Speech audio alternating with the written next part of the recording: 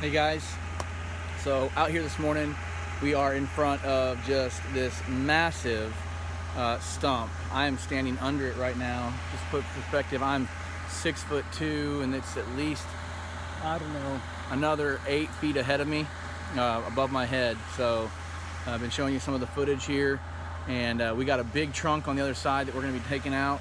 I'll walk up the hill here and you can kind of get an idea. I'm standing underneath this uproot right now.